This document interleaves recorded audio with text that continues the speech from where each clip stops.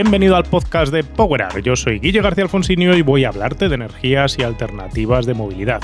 Curiosamente, en PowerUp nos patrocina Total Energies, una petrolera convertida ahora en un suministrador multidisciplinar de energías de todo tipo, que apuesta por el hidrógeno, que lo hace también por la electricidad, sigue vendiendo combustibles, gasolina, y es una muestra clara de la situación que estamos viviendo en un cambio de paradigma energético que va a centrar el episodio de hoy de este podcast. Así que vamos con ello.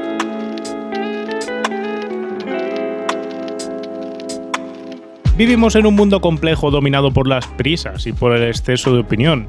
Parece que todos tenemos que tener una opinión formada de todo lo que se habla, independientemente de que seamos expertos o ni tan siquiera meros conocedores de lo que nos están contando.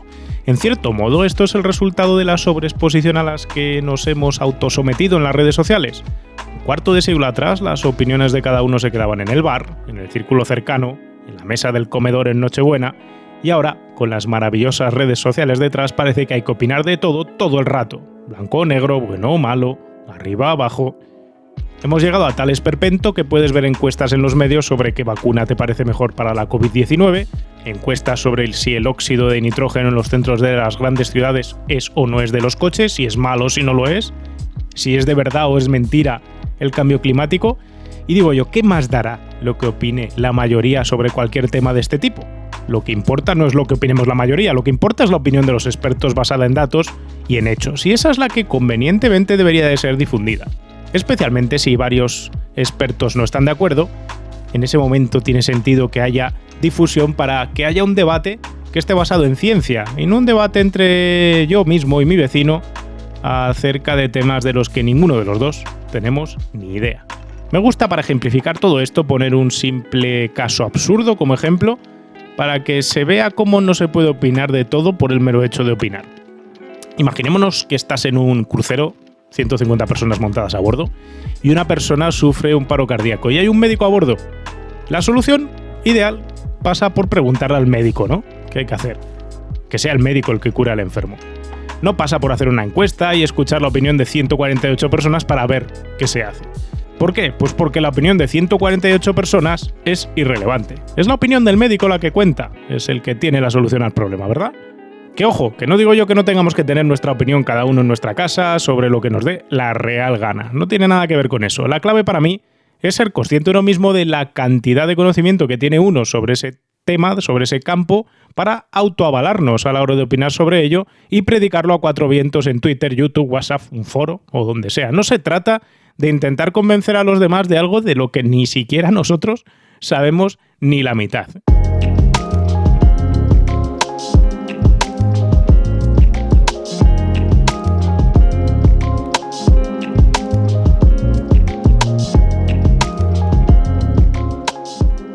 Aterrizando todo esto al podcast que hoy nos ocupa, y de ahí esta larga introducción como punto de partida, en el sector del automóvil estamos viviendo justo este proceso de la sobreopinión infundada, aparejada con una simplificación manifiesta y errónea del problema que tenemos entre manos.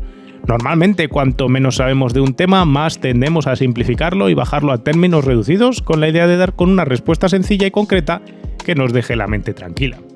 De hecho, a esto nos anima el mundo de los 150 caracteres de Twitter y las prisas por hacer todo rápido y concreto, dar una respuesta sencilla a cualquier problema con una única frase, porque los mensajes largos no tienden a calar en una sociedad como la que tenemos ahora mismo, en la que no estamos acostumbrados a profundizar en las cosas. Se nos acaba la atención y la paciencia muy rápido.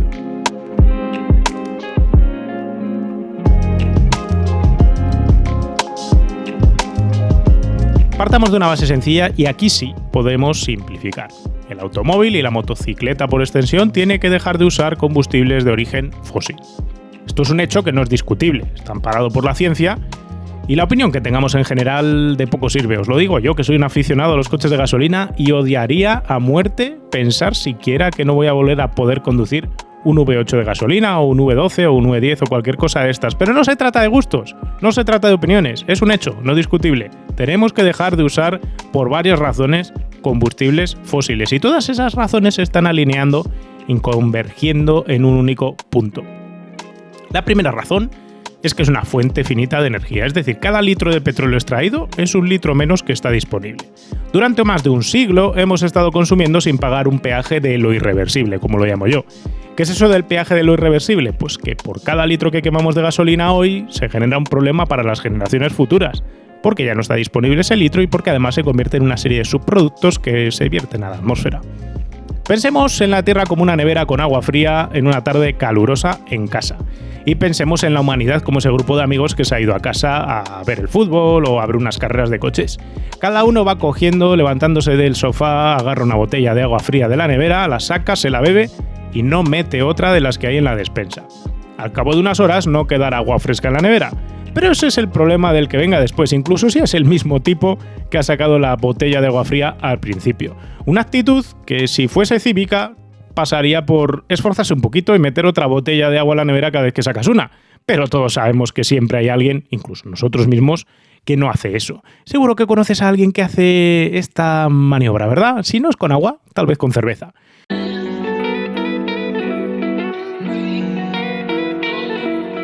Pues bien, durante un siglo tirando del petróleo hemos sido egoístas intrageneracionales.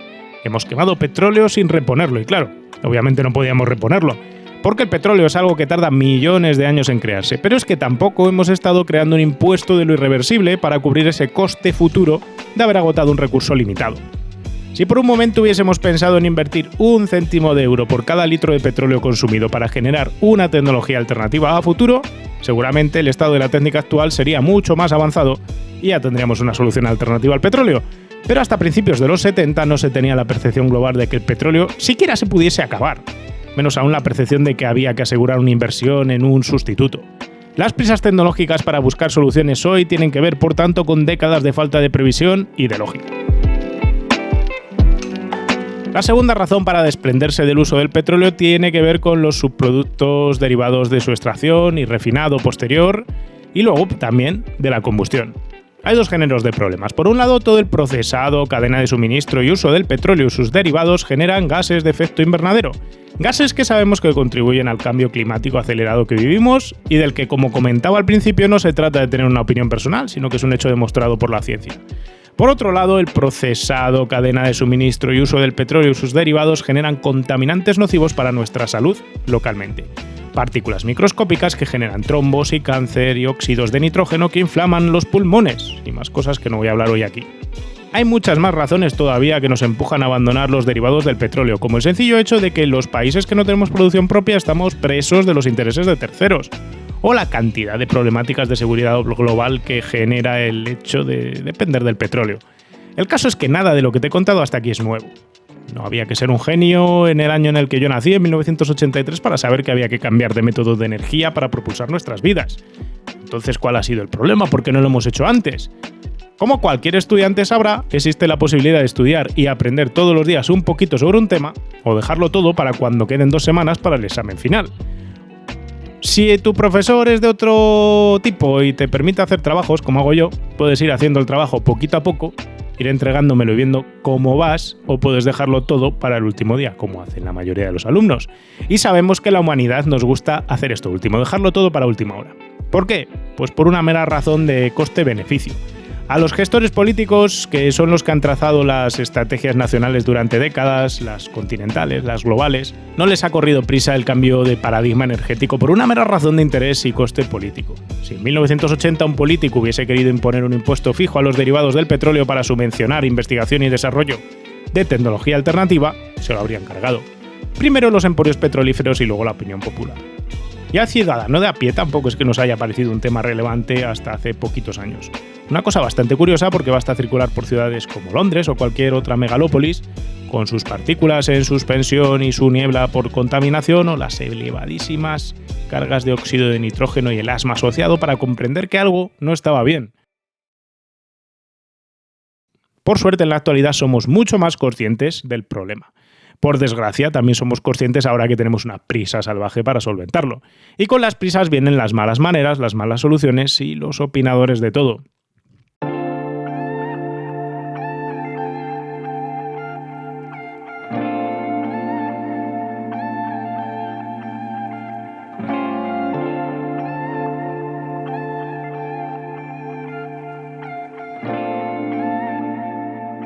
Si nos centramos en la Unión Europea, un comité de expertos que realmente sabe de lo que habla y con nombres concretos como, bueno, vamos a hablar ahora de nombres especialitos de estos alemanes que son complicados de decir, así que los voy a dejar también en la casilla de descripción del podcast para que no os cachondéis demasiado de mí.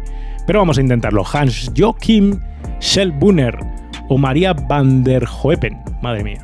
Han trazado toda esta gente y muchísimos más. Hay páginas y páginas de los expertos que asesoran a la Unión Europea en estos procesos de descarbonización. Ellos son los que han trazado ese plan de objetivos para descarbonizar la Unión Europea. La descarbonización busca no depender del petróleo para poder así frenar las emisiones de gases de efecto invernadero, pero la descarbonización no ataja el problema de los contaminantes locales. Eso está gestionado en otra vertiente por otros expertos que regulan la calidad de aire en nuestras ciudades. Criterios, por cierto, de calidad de aire que en España nos cansamos de incumplir. Son estos dos entes los que a través de sus propuestas regulatorias marcan una agenda que nos ha de llevar al año 2050 donde la Unión Europea sea neutra en sus emisiones de gases de efecto invernadero, es decir, que emitirá tanto CO2 como CO2 absorberá. Y en paralelo la agenda de calidad de aire nos ha de llevar a centros urbanos libres de partículas microscópicas y óxidos de nitrógeno, o lo que es lo mismo, libre de coches de combustión.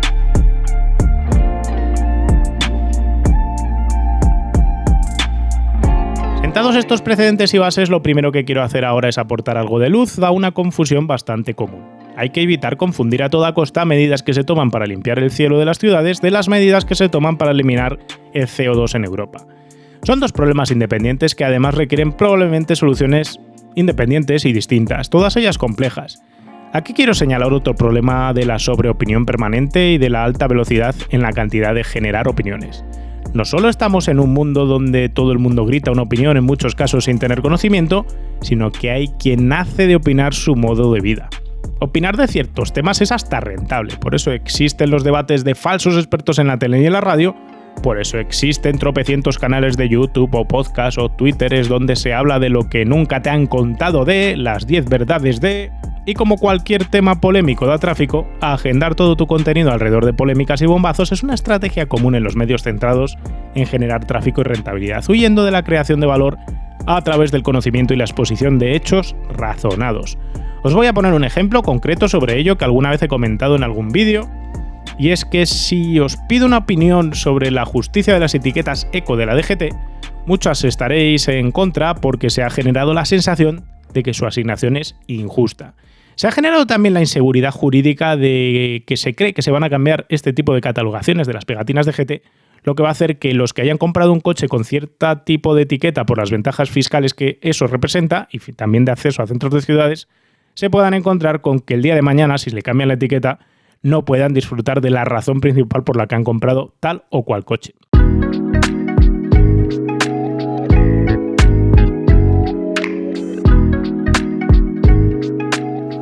Pero la cuestión es, ¿realmente cuánta gente que opina de las etiquetas eco entiende cómo funcionan y cuál es su objetivo? Tienes a talibanes de los eléctricos puros cargando contra la condición de etiqueta cero de los híbridos enchufables, tienes gente quejándose de la etiqueta eco de los híbridos, pero analicemos por un segundo la razón de ser de estas etiquetas de la DGT. Lo que buscan es catalogar el parque automovilístico rodante para reducir la contaminación en el centro de grandes ciudades cuando hay episodios de alta contaminación, acotando de esta manera qué coches pueden entrar en la ciudad y cuáles no. Buscan, por tanto, reducir la concentración de partículas microscópicas y de óxidos de nitrógeno en el centro de las ciudades.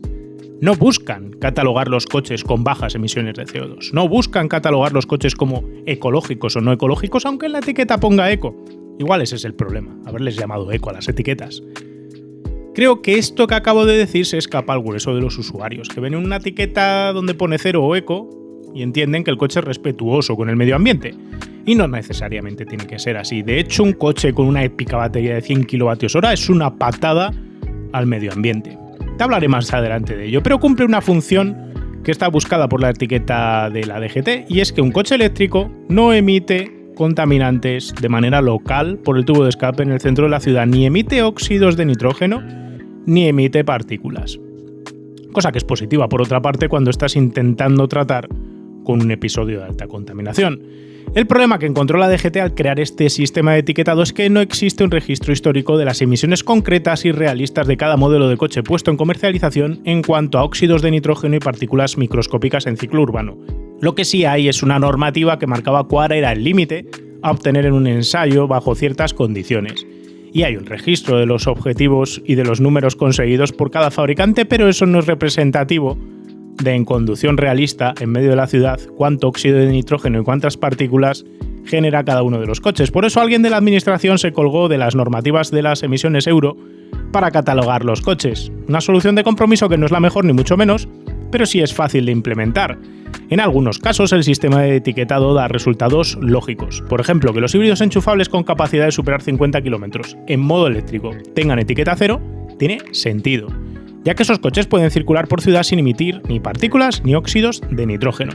Otro tema largo a comentar es cómo se debería regular el uso de estos coches híbridos enchufables en modo puramente eléctrico o multarlo en el modo de combustión, porque al final, si le das la ventaja de poder entrar en la ciudad porque es capaz de hacer 50 km en ciudad sin gastar gasolina, el objetivo es que se utilice sin gastar gasolina, que es la manera de limpiar el aire de la ciudad. Pero este sistema también ha dado lugar a situaciones ilógicas. Por ejemplo, los vehículos mild hybrid sin mejora ostensible de consumo están catalogados como híbridos a pesar de no ofrecer reducción de emisiones efectivas en ciudad.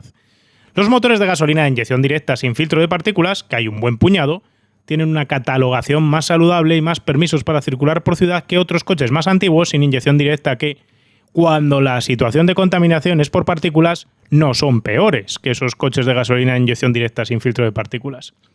Obviamente, cualquier sistema propuesto para limpiar el aire de las ciudades parte de la base de que va a tener fallos. Va a tener fallos porque, tal y como os he dicho en el título de este podcast, es un problema complejo y requiere soluciones complejas no anticipadas previamente. La solución lógica pasaría por catalogar las emisiones efectivas y reales de partículas y de óxidos de nitrógeno de todo el parque móvil que tenemos en el país y de esa manera determinar quién puede y quién no puede entrar en el centro de la ciudad. Pero no nos vamos a poner a catalogar todos los coches que hay en el parque móvil, porque eso no es operativo y no es una solución factible.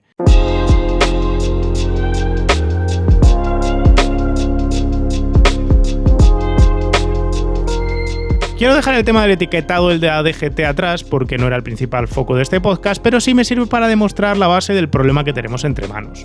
Todo el mundo opina de las etiquetas de la DGT, a todo el mundo le parecen injustas o irrisorias, pero normalmente el grueso de los que se quejan no entienden la razón de ser de las mismas, no entienden por qué son necesarias ni cómo se han catalogado, no entienden por qué un híbrido enchufable es susceptible de tener una buena calificación y no entienden por qué no se puede crear un sistema más justo.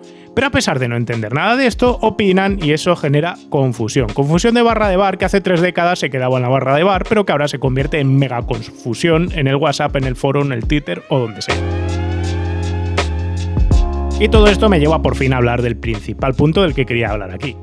Llegados a estas alturas hemos entendido que tenemos un problema con los combustibles fósiles en dos frentes: contaminantes y emisiones de gases de efecto invernadero. Sabemos además que tenemos un plan europeo para evitar su uso de cara al 2050, pero no tenemos una solución técnica factible para afrontar el desafío. Digamos que nos hemos obligado a nosotros mismos en Europa, a través de las leyes, a no usar motores de combustión, pero no hemos pensado que no teníamos la técnica para dejar de usarlos. Décadas de dejadez en inversión en esta solución han hecho que, como te decía antes, hayamos llegado a la semana antes del examen sin estar preparados y con mucha tarea por hacer. Y en estas situaciones tensas de prisas aparecen los vendemilagros. Y no, de la misma manera que el COVID-19 no se solucionaba bebiendo lejía, como decía Donald Trump, no vamos a encontrar una solución milagrosa para la descarbonización de los coches. La ciencia lleva su tiempo, lleva su inversión, hemos dejado mucho tiempo y mucha inversión sin realizar y ahora tenemos que correr, pero no tenemos que caer en las manos de los profetas. Profetas que siempre tienen sus intereses ocultos por detrás, profetas que cantan en vídeos, en foros públicos, en grupos del WhatsApp, donde sea. Y nos cuentan una solución única a todos los problemas, profetas que son tan cutres y ridículos como el anuncio más cutre y ridículo que hayas visto en la teletienda y del que te hayas reído, pero con la diferencia de que a estos profetas tenemos todos muchas ganas de creerlos porque queremos creer que hay una solución única para quitar la gasolina de en medio y no perder nada de lo que tenemos. Así, en el panorama actual, podemos localizar todo tipo de especímenes contando su panfleto propagandístico. Tenemos a los de la solución puramente eléctrica, baterías, que niegan cualquiera de sus problemas, demonizan cualquier otra solución y crean el claro efecto del conmigo o contra mí. Tenemos a los de la acera de enfrente, a los defensores de lo que ya tenemos de los combustibles fósiles, que se niegan a reconocer la problemática generada durante más de un siglo, se ríen de las complejidades técnicas de las baterías y lo ven como algo ridículo y digno de risa, como os decía. De nuevo es conmigo o contra mí, y además te van a discutir hasta las emisiones de la calefacción. Y luego tenemos otros sustratos entremezclados entre ambos bandos, generando ruido de fondo sin aportar una solución realista. Tenemos aquí metidos a los de la prometida solución de la pila de combustible alimentada por hidrógeno, los de los combustibles sintéticos, los defensores del hidrógeno, pero utilizado en este caso como un combustible en un motor de combustión. Y lo peor es que parece que socialmente estamos obligados a sumarnos a una variante, a una sola. Porque parece que la solución solo puede ser una y cada cual, sin base de conocimiento suficiente, está dispuesto a defender a muerte su ideal basado en el desconocimiento. ¡Ey! Sorpresa, ninguno tiene razón.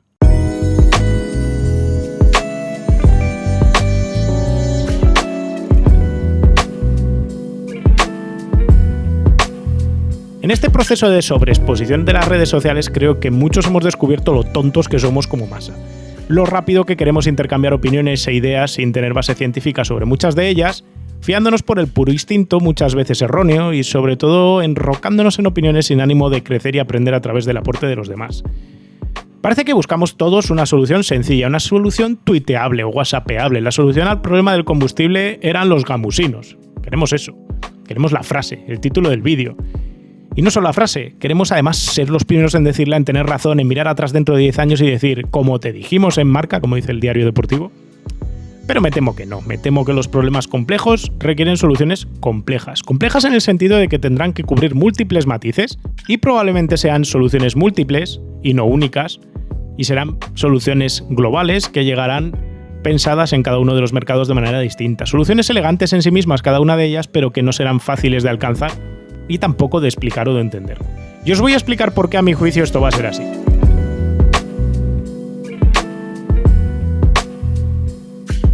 Para ello vamos a analizar cada una de las soluciones posibles como alternativas al uso de derivados del petróleo para la movilidad. Empezaremos por la solución más popular por volumen de noticias y tweets al día, que no por coches vendidos al año, que son irrisorios en Europa. Estoy hablando de los coches puramente eléctricos a baterías. Sobre el papel, el coche eléctrico es muy sencillo. Tecnológicamente es menos complejo que un coche de combustión, pero tiene un problema físico complejo, y es el de la batería. Durante años los predicadores de la fe eléctrica han hablado de las baterías que multiplicarían su densidad energética y rebajarían sus costes, pero esas propuestas no se han concretado. Así que a día de hoy, con la tecnología actual, en 2021, no podemos reducir el coste efectivo por debajo de los 150 euros por kilovatio hora para el grueso de los fabricantes a nivel de baterías. El peso no puede bajar de los 0,15 kilovatios hora por cada kilo y la densidad no supera los 200 kilovatios hora por metro cúbico. Son muchos números, lo sé, pero rápidamente estos números van a cobrar sentido. Si quiero recorrer 400 km por autovía, una media de 120 por hora, necesito alrededor de 90 kilovatios en un coche eléctrico. Así que un eléctrico común con 400 km de autonomía tendría una batería de 90 kilovatios. Esa batería costaría 13.500 euros, pesaría 600 kilos y tendría 0,45 metros cúbicos de tamaño, lo que es lo mismo un cubo de 0,7 metros de arista. Que sí, que es enorme y ocupa un montón de habitáculo. Si os lo cuento de otra manera, podemos decir que en un coche tradicional europeo de 22.000 euros, con 4,5 metros de largo, 1,8 de ancho y 1,4 de alto, y un peso de 1.500 kilos, la batería representaría el 61% del coste del coche, ocuparía el 14% del espacio habitable y el 40% del peso total del coche.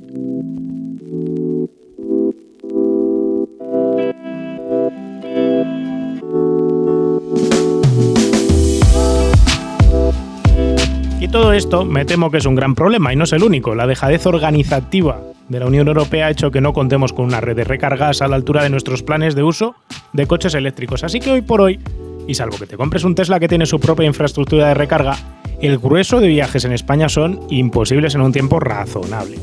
Si me quiero hacer un Coruña-Madrid, un Bilbao-Valencia o un Barcelona-Sevilla, me enfrento a una quimera salvo que tenga, como os digo, un Tesla. Pero es que todavía hay más problemáticas no resueltas. Para aquellos que usan el vehículo para largas distancias todos los días, el hecho de estar cargando la batería a alta potencia todas las jornadas acorta la vida útil de la misma de manera tan radical que la deja en menos de un 80% de su capacidad nominal en unas 1.500 recargas rápidas. Y de ahí va peor. Está también la problemática de las emisiones de CO2 en la producción de la batería, desglosadas en emisiones derivadas de la extracción del mineral base, del traslado de este material al base, el procesado, el ensamblado de la batería, y que la ciencia, que no los fabricantes, nos dice que rondan 177 kilos de CO2 emitido por cada kilovatio hora de batería disponible. Resultado de todo esto, que el coche a baterías no es una solución para todo y para todos, al menos no lo es con la tecnología actual. Y es sencillo ver por qué. La tecnología actual hace que las baterías sean enormes, pesadas y caras. Fabricar estas baterías genera importantes emisiones de CO2, aun incorporando grandes baterías en entornos de uso de larga distancia y alto consumo, como camiones o uso intensivo en alta velocidad en un autobahn. Las baterías actuales son demasiado pequeñas en capacidad de almacenamiento energético. La infraestructura de recarga es insuficiente, no es fiable y tiene múltiples problemas de conexión y de potencia, teniendo además pocos puntos de alta potencia disponibles. El uso continuado de cargas de alta potencia para usuarios intensivos del vehículo degenera la batería a tal velocidad que implicará su reemplazo y, por ende, mayores emisiones de CO2 adicionales. Esto no quita para que el vehículo eléctrico sí pueda ser una buena solución para ciertos perfiles de uso y clientes muy concretos. Para aquellos usuarios que requieran que su coche haga 200 kilómetros a diario o menos, realmente la solución eléctrica de baterías puede ser una buena opción siempre que el presupuesto lo permita y se tenga un punto de carga disponible en casa.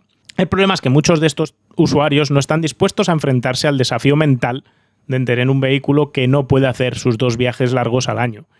No es tanto el problema de no tener la autonomía, sino la sensación mental de que el producto que están comprando, que además es carísimo, no es suficientemente versátil para sus puntuales viajes de larga distancia, aparejado con ello el hecho de apalancar tanto dinero en él.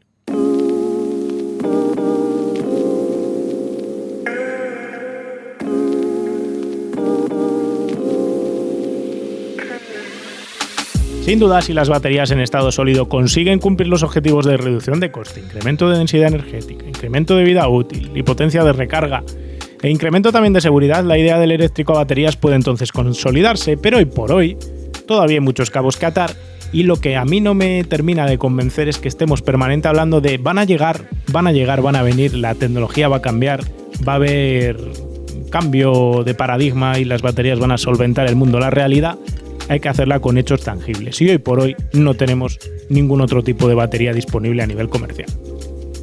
Así que el eléctrico a batería no es la solución sencilla del problema complejo de la descarbonización. Pero ¿qué alternativas tenemos? Porque ya nos hemos impuesto un calendario que nos obliga a descarbonizarnos. Vayamos por partes con cada una de las principales alternativas analizando riesgos y ventajas. Y vamos a empezar con la pila de combustible alimentada por hidrógeno. Durante décadas ha sido la idea tecnológica clave, pero al llegar al punto de aplicarla hemos visto cómo se sigue resistiendo, caso del Toyota Mirai aparte. La idea del vehículo a pila de combustible alimentada por hidrógeno parte de la siguiente estructura lógica. Producimos electricidad en una central eléctrica con bajo impacto de CO2. Almacenamos esa electricidad a través de disociar hidrógeno del agua en un proceso de electrólisis y cogemos ese hidrógeno que hemos generado y lo metemos en alta presión en unos tanques, lo distribuimos y lo repostamos en nuestro coche. Es el propio coche el que utiliza ese hidrógeno para mezclarlo con oxígeno y eso genera electricidad que mueve el motor eléctrico del coche. Surprise. El coche a hidrógeno es un coche eléctrico en realidad. ¿Qué ventajas tiene este tipo de coche eléctrico respecto a uno de baterías? Pues la principal es que el repostaje de hidrógeno es más sencillo y más rápido que la recarga de una batería y además tiene una ventaja también, que no se degenera a medida que lo haces. Puedes cargar 1500 veces tu coche de hidrógeno y no va a perder capacidad de carga como si le pasa a la batería. Y como es fácil de repostar, se pueden crear vehículos de alto consumo con esta tecnología sin la problemática de poner todo el foco en alargar la distancia entre recargas que sí tiene un coche a baterías. Además, tampoco presenta problemas de recalentamiento cuando se usa intensivamente la potencia nominal del vehículo, cosa que sí le pasa a las baterías. Pero si existen ventajas, también hay bastantes desventajas y problemáticas que impiden que el hidrógeno sea hoy mismo una solución factible a gran escala. Para empezar, no hay infraestructura de repostaje europea, apenas hay un par de hidrogeneras en España, así que mañana si te compras un Mirai, pues tienes un problema. Para seguir, aunque son coches que sobre el papel son más ligeros que un eléctrico a baterías, tienen un problema volumétrico porque el hidrógeno, aunque lo metas a presión dentro del coche, ocupa muchísimo espacio.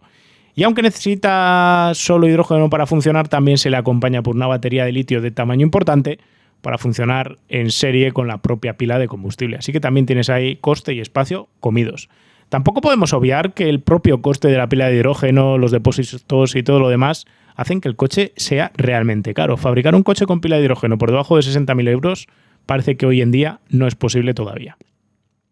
Y luego está el tema de la eficiencia energética. En un mundo de electricidad infinita esto daría igual y empezaríamos a generar hidrógeno y no pasaría absolutamente nada. Pero no tenemos energía infinita, al menos hasta que el ITER demuestre que podemos hacer fusión nuclear. Y mientras no tenemos energía infinita, tenemos que mirar qué hacemos con cada kilovatio hora que generamos de electricidad. Y el problema es que si lo gastamos en un coche con baterías, tenemos una eficiencia relativamente buena, pero en comparación, si lo gastamos en un coche de pila de hidrógeno, tenemos varios procesos intermedios, que es separar el hidrógeno del agua, comprimirlo, después transportarlo, llevarlo hasta el coche y hacerlo funcionar en la pila de hidrógeno. Pasos intermedios que van destragando parte de esa energía inicial que hemos generado. Por tanto, el CO2 indirecto emitido por cada kilovatio hora de energía aprovechado en el coche de pila de combustible es mayor que el CO2 emitido equivalente por un coche a baterías. Así que a nivel eco, vamos a decir, es peor el coche de hidrógeno.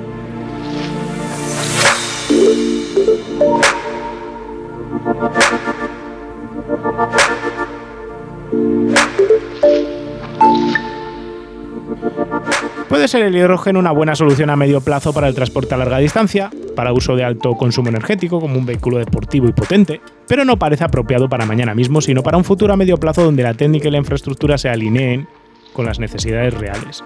Y quedamos además vendidos a la generación de hidrógeno libre de emisiones de CO2 aparejadas, cosa que hoy por hoy es inviable. Otra de las propuestas que se escucha pasa por quemar el hidrógeno en lugar de usarlo en una pila de combustible. Realmente un motor Otto de combustión de gasolina de toda la vida se puede convertir con pocos cambios de diseño estructural para poder funcionar quemando hidrógeno. Sobre el papel esto parece una solución genial, ya que tecnológicamente estaríamos cerca de conseguir un motor de combustión de hidrógeno sin muchos cambios en la industria que ya tenemos, y además tendrías la facilidad de poder seguir repostando en las gasolineras convertidas a hidrogeneras. Pero todo esto tiene truco. Y es que para conseguir la potencia acostumbrada por un motor de gasolina necesitamos muchísimos litros de hidrógeno. El hidrógeno, a nivel de energía por peso, es más energético que la gasolina, pero a nivel de energía por litro ocupado nos va a ocupar bastante más espacio. Y eso hace que tengamos o muy poca autonomía o un depósito tremenda y desproporcionadamente grande. Así que este es uno de los problemas. Y la otra parte del problema es que cuando quememos hidrógeno dentro de la cámara de combustión, empezaremos a emitir también óxidos de nitrógeno e incluso algunas partículas. Algunas partículas que saldrán de los depósitos de aceite que se irán colando en los pistones. Así que seguiremos sin tener un escape completamente limpio como si pasaría si utilizamos el hidrógeno a nivel de pila de combustible. Y nos queda un aspecto también por comentar. La pila de hidrógeno es más eficiente, saca más energía del hidrógeno cuando lo convierte en electricidad que cuando lo quemamos. Así que, objetivamente, es más práctico tener la pila de hidrógeno que un motor de combustión, aunque el motor de combustión nos mole más, es lo que hay.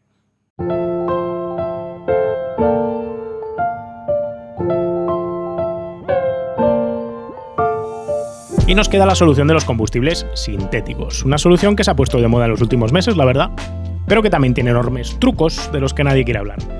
¿Qué es el combustible sintético? Pues es algo que existe desde hace décadas. De hecho, los nazis lo usaban a expuertas durante la guerra ante la falta de petróleo y no es nada nuevo.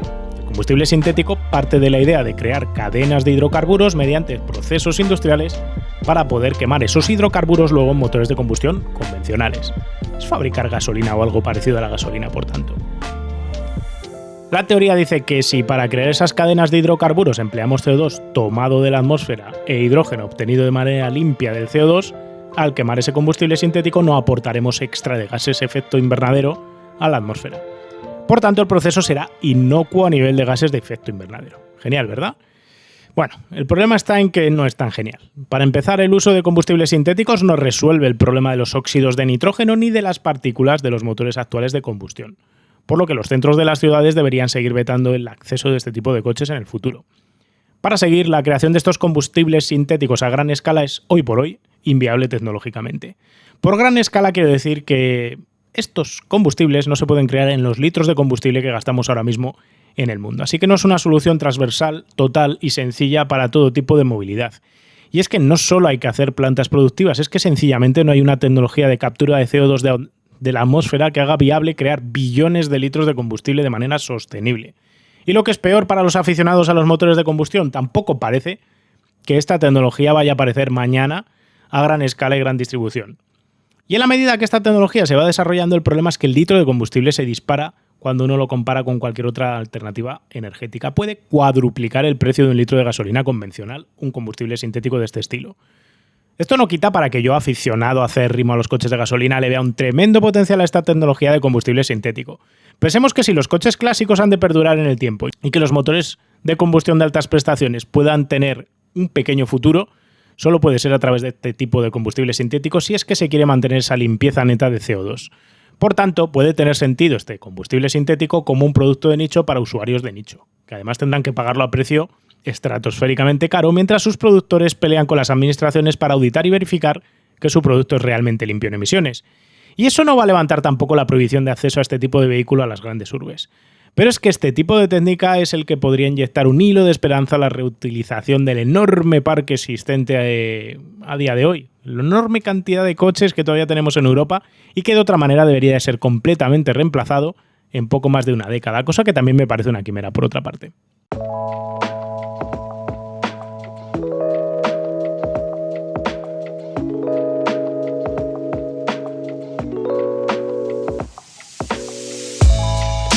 Así que tras 14 páginas de guión para este podcast, ¿a qué conclusión podemos llegar? Primero, tenemos que dejar de usar derivados del petróleo, eso lo sabemos, y además nos lo hemos autoimpuesto a través de la legislación europea que nos hemos dado a nosotros mismos. Pero, segundo, no hemos creado una alternativa válida a día de hoy que sirva para todo y para todos, a pesar de que ya hemos legislado que no queremos volver a utilizar derivados del petróleo. Todas las alternativas existentes son tecnologías inmaduras plagadas de problemáticas y además son alternativas que son más caras. Para mí lo más importante es ver claramente que lo más probable es que, salvo milagro tecnológico, la solución a este problema complejo sea una mezcla de tecnologías y no solo una de ellas por encima de las demás. Y digo todo esto porque la tecnología que ahora mismo lleva la delantera, que es la de los eléctricos a la batería, tiene tantos aspectos irresolubles a día de hoy que no va a servir realmente para todo y para todos. Y son aspectos irresolubles no a nivel logístico ni a nivel psicológico.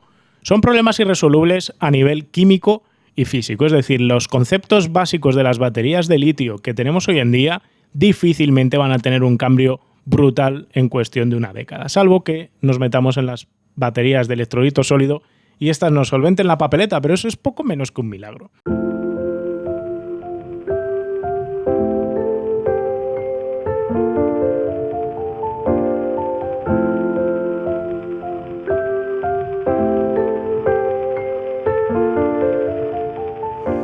Es este problema de los eléctricos a batería el que va a permitir que otras tecnologías tengan, al menos de momento, su espacio. El hidrógeno tiene todavía muchas problemáticas tecnológicas propias que resolver, pero me parece mejor alternativa para larga distancia hoy por hoy para cualquier tipo de uso que tenga alto consumo energético, bien sean camiones, bien sean coches de altas prestaciones. Y la combustión puede encontrar su vía de pervivencia, sobre todo en clásicos y en coches tipo Porsche 911 o Ferraris, qué sé yo, a través del abrazo cálido de los combustibles sintéticos como soporte vital básico para mantenerse relevante en productos de nicho que tengan ciertas condiciones restrictivas de uso, es decir, que no se puedan utilizar en el centro de la ciudad, pero que por lo menos los fabricantes de estos combustibles sintéticos se las apañen para conseguir un certificado que les permita auditar que no emiten CO2.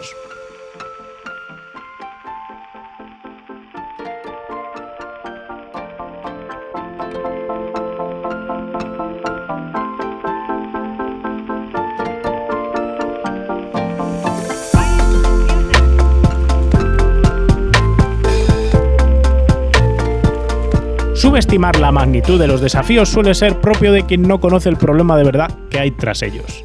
¿Quién no ha encontrado un caso de alguien que, ajeno al trabajo de un tercero, asume que realizar dicha tarea es la más de sencilla?